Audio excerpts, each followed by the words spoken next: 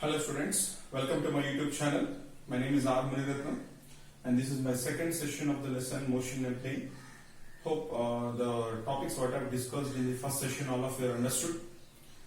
So in this current session I will discuss with further types of vectors followed by addition of vectors. So just for a recall, in the last session I discussed with the meaning of scalars and vectors followed by how to represent the vector notations and types of vectors. In that particularly I discussed about unit vector and negative vector and null vector. So just continuation, I'll start with the equal vectors. Equal vectors. So here, what are equal vectors? Vectors are having same direction and same magnitude are called as equal vectors. So for example, I'll take one vector, let's say A bar, another vector B bar. Now here if you see their magnitudes are same. So how to represent magnitude? The length of the vector here. So the length of the vectors are same, then I can write the condition as modulus of A bar is equal to modulus of B bar. Then what modulus represents? So modulus represents the magnitude of the vector. So what the confirmation you will get from these is the magnitudes are same and the direction also same, hence the vectors are called as equal vectors. So preferably here two things must be same. One, their magnitudes, the other their direction. So these are called equal vectors. Now the second category I will come across is parallel vectors. So what are parallel vectors? Vectors which are parallel to given line of action. Here magnitude may be equal or may not be equal. That is not a point to be discussed here. The direction must be parallel with respect to line. For example, so I will take one line and with respect to this line, assume A bar is one vector and B bar is another vector. See, A bar is parallel to the line and similarly B bar also is parallel to the line. Then A bar and B bar are called as parallel vectors. Their magnitudes are different. See here the length of vector B bar is less than the A bar.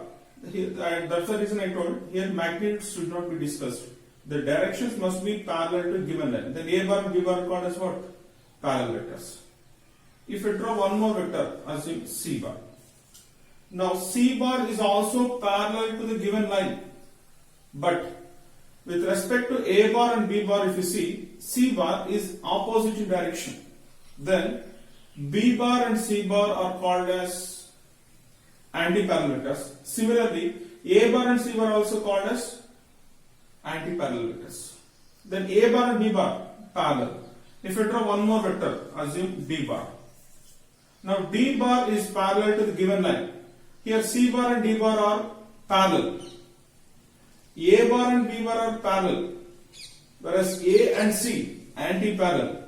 B and C also anti-parallel. B and D also anti-parallel. Like the directions are opposite, they will be treated as anti-parallel. If the directions are same or parallel with respect to given line of action. So here parallel and equal vectors, hope you understood. Think here you got two parallel vectors such that their magnitudes also same. Two parallel vectors I took and all of a sudden you find that like their magnitudes also same, then the two parallel vectors can be treated as equal vectors. So equal vectors and parallel vectors, hope you understood. Next, I discuss with the position vector. See, the name itself indicates the vector which is used to represent the position of a given point, whether it is in a plane or it is in a space. Last session I told, if it is a plane, plane represents two-dimensional coordinate system. If it is a space, that represents three-dimensional coordinate system. So here for general purpose, I will take a plane. So plane can be represented with two-dimensional coordinate system x and y. Assume a point P is available here and O is origin. With respect to origin, the point P can be represented with a vector. Assume R bar is a vector. Then this R bar here is called as position vector. R bar is called as position vector. Now R bar, how to represent? R bar is equal to OP bar. R bar is equal to OP bar. See, the magnitude of the vector OP bar is equal to what? R bar. Now the question is how to represent this R bar with respect to two-dimensional coordinate system. So in order to represent it, draw two projections from P. Now the projection on x-axis represents the distance of P with respect to x-axis. Now assume the distance is x. Similarly, the projection of P on y-axis represents the distance of point P with respect to y-axis. Assume the distance with respect to y-axis is x and distance with respect to y-axis is y. Now the same position vector can be written as x I cap and y j cap. Why the reason? You know, the distance of the point P from x-axis is x and distance of the same point P from y-axis is y. Now these two things will represent the magnitude and along which axis the distance that can be mentioned with the unit vector, corresponding unit vector, that is I cap. So here I cap which represents the x-axis and j cap which represents the y-axis. Think, if the same point P is available in a space in the sense, I will introduce one more axis, that is z-axis. Then with respect to point P, assume if you draw one projection here, somewhere it will come across here. So the space here on the board I cannot indicate. The reason, board is being a plane. To indicate it, you can assume one room. Think, for a given room, vertical line is y-axis and horizontal, two things are called x-axis and y-axis. Then position of this marker can be represented with point P. In that case, the point P can be mentioned with one more term with zk cap. So here what z represents? The distance of the concerned position point P from the z-axis. Now here R bar is a vector and this R bar, which is known as a position vector, is represented in individual things with respect to x, y and z axis along with the directions.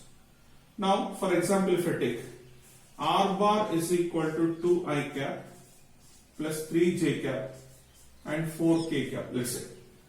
Now what does it mean? The position of the point P is represented as R bar and the concerned point P is at a distance of 2 units from x-axis, 3 units from y-axis and 4 units from z-axis. How I written as x and y z means, here I cap represents x-axis, j cap represents y-axis, k cap represents z-axis. So based on this mechanism, you are able to locate its position with respect to x, y and z. That's the reason why position vector is essential in motion in a plane. Now, how to calculate its magnitude? So magnitude, again I am repeating as a term, modulus. So modulus of R bar, that is equal to R, can be written as under root of x square plus y square plus z square. This is a simple formula in order to calculate the magnitude of a given position vector if it is in 3-dimensional coordinate system, means space. If it is 2-dimensional coordinate system, assume it is a plane, just only two terms is supposed to include, that is root of x square plus y square. Now for example, what is this magnitude of given vector? R is equal to under root of x square is 4, y square is 9, z square is 16, because x is 2, y is 3, z is 4. So the total answer is under root of 29 units. That is the magnitude of the given position vector as per this example. Hope you understood with the position vector. Now similar kind we will get one more known as displacement vector. I write here.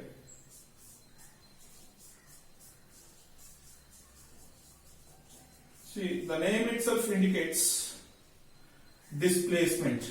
What is a displacement? The actual distance between the initial and the final position. So for that I will write one more two-dimensional coordinate system. Assume this is x and y axis, and I will take two arbitrary points. One is Q here, the other is P here. Let the position vector of P is R2 bar and position vector of the Q is R1 bar with respect to origin O. Now if I draw one vector from Q to P, assuming Q is the initial position and P is the final position, assume that as R12 bar, because I have drawn from Q to P, then for notation sake I will take R12. Then how to write? R12 bar, that I will write it as R2 bar minus R1 bar. Why to represent like this I will explain in the next session. Because for this you are supposed to know triangle of vector addition. If possible, and in this session only I will explain. Now here, the difference between the final position and initial position vector itself is known as displacement vector. Think, if the displacement is written from P to Q, in that case it becomes R1 bar minus R2 bar, because final will be R1 bar in that case and R2 will be initial. So difference between the final and initial will give the displacement, and here the notations will change as R21 bar. So hope you understood. Now this is known as displacement vector. So equal vectors, position vectors, parallel vectors and displacement vectors. Hope you understood. Other than this you will get some vectors are known as co-initial vectors, co-planar vectors. For example, what are co-initial vectors? Which are not available in the material, just for the understanding sake I am explaining. Co-initial vectors, vectors which are having same point of start. For example, assume point P is available here. From here A bar is one vector and B bar is another vector and C bar is another vector. Then the point of start is being same. A bar and B bar and C bar, here their magnitude and directions are irrespective, but the point of start is being same, they can be treated as co-initial vectors. Similarly, for a given plane, assume this is one irregular plane. In this, A bar is one vector and B bar is another vector and C bar is another vector. All are acting for the same plane, but their magnitudes and directions are irrespective here again. Then this A bar and B bar and C bar are called as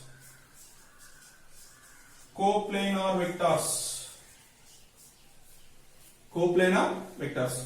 So still some more different types of vectors are available, types, but which are not essential as per this video lesson. If it is required, I will discuss in the objectives. Now, once the types of vectors are completed, let us get into the concept called addition of vectors. Addition of vectors. See, before going to addition of vectors, let me briefly explain about addition of scalars. Scalars are having only magnitude, hence adding them is very easy. Using the basic addition rules you can add them easily. But when the point of addition of vectors comes into screen, adding of vectors is not that much easy, since they possess both magnitude as well as the direction. Hence you require separate tools in order to add the vectors. But basic addition of vectors can be done in following ways. Think, A bar and B bar are the two vectors. See, assume this is A bar and this is B bar. Now adding them, you can write it as A bar plus B bar. Defaultly adding of two vectors will get one another vector, assume that is C bar. Then think, if you want to perform the subtraction across these two vectors. So again A bar and B bar, I will take A bar and B bar. In order to perform the subtraction, I will take the negative vector of B bar. Assume this is minus B bar.